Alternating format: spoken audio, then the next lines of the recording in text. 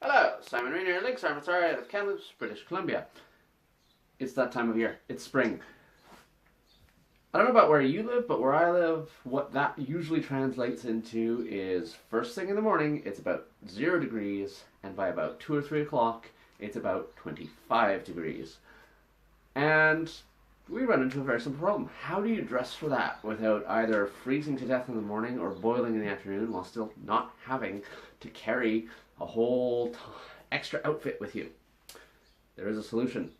It was a very popular article of clothing for many, probably thousands of years. For some reason within the last, really only last century or so, it's kind of fallen out of vogue. That's the cloak. At its absolute simplest form, we have a blanket, a rectangle of cloth with some sort of clasp or brooch or something. It's not pronounced brooch, by the way.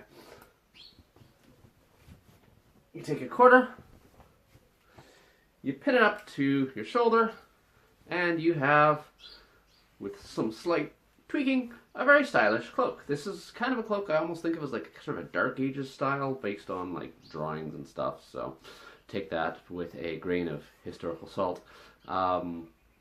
Super comfortable. If it's chilly, I wrap myself up in it nice and cozy, and as it starts to warm up, kind of gradually open it up. Eventually we can just sort of toss it over our shoulder and wear it like this. Provides very little additional heat, but damn, it looks good. One extra little thing about this style is, though it may not be the most stylish way of doing it, if it starts to rain, we put our hood up. Doesn't necessarily look quite as good at this point, but nevertheless, very practical. This is rapidly becoming my favorite style of cloak, actually. Yes, I do wear this outside, walking down the street. I get some looks, but that's okay. Again, super simple to make. Rectangular cloth, take 1/4 of it, fold it over to the other part, the other side of the corners way down here.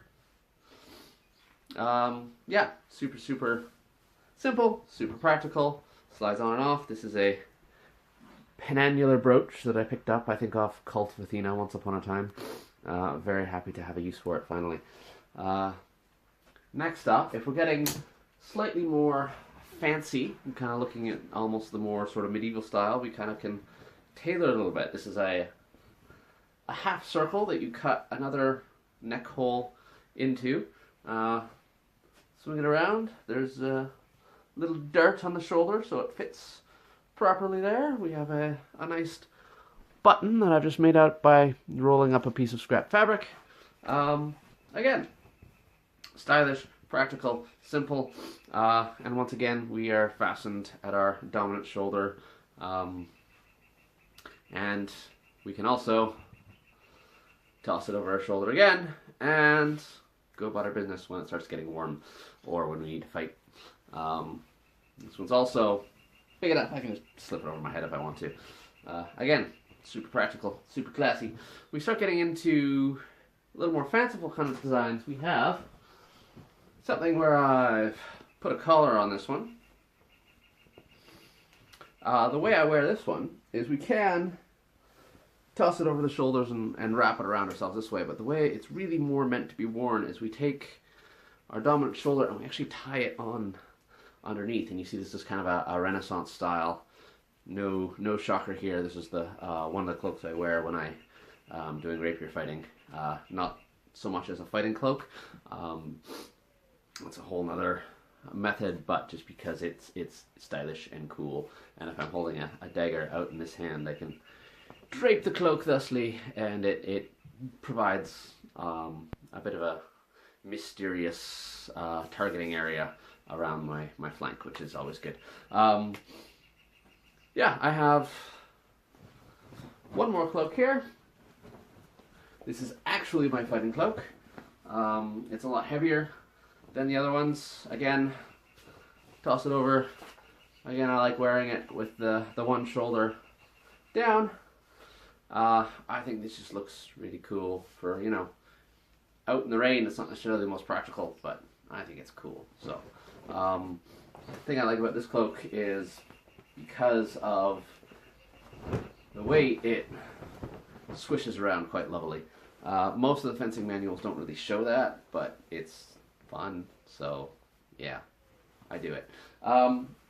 Something to note quickly, all of these cloaks are side fastening. They don't fasten in the center thusly.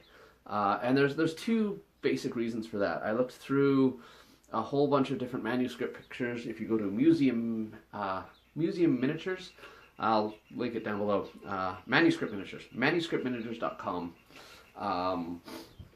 You can look up tons and tons of medieval artwork.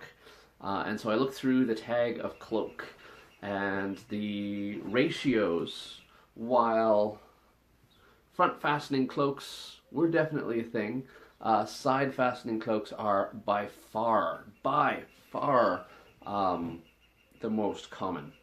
We're looking at sort of a ratio of 25 cloaks. I think 19 of them were side fastening, another 3 were front fastening, and the remainder I couldn't tell based on the picture.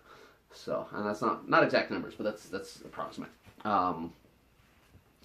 So, reason for that is, the way I see it, twofold. First off, when you do throw it back over your shoulder, the way it hangs, it provides, like it's hanging off your shoulders, not your neck.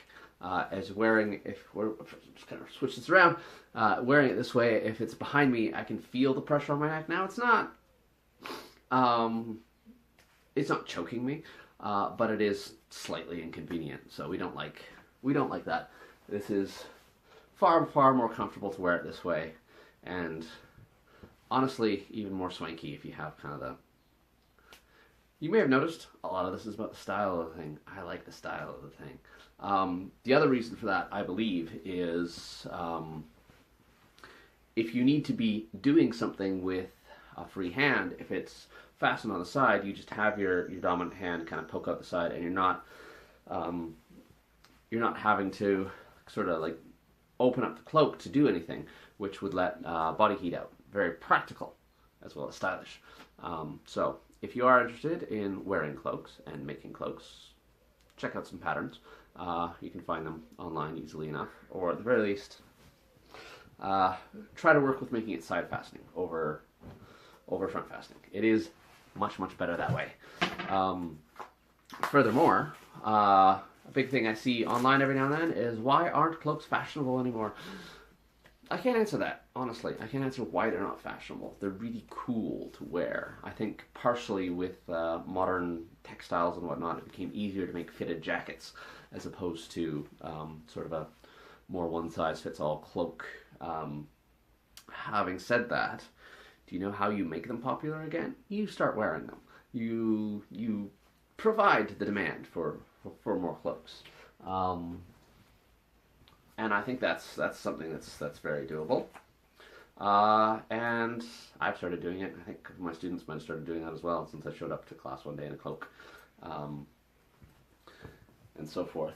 Now there is one slight disadvantage. Sort of the front fastening cloak, which you see all the time in like fantasy and like medieval themed TV shows and stuff. The advantage of those is you can do it with a hood, whereas it's a lot harder to do with a side fastening cloak. Cloaks are just coming on and off today. Fortunately, there's a solution for that as well. We can have a separate hood that we just put over top, and that'll keep extra layers of rain protection, extra layers of weather protection, and again, I think it's pretty cool. This is a lyra pipe. I love it. I might do another video on that at some point. But thank you all, and have a good day, and go out there and wear some cloaks.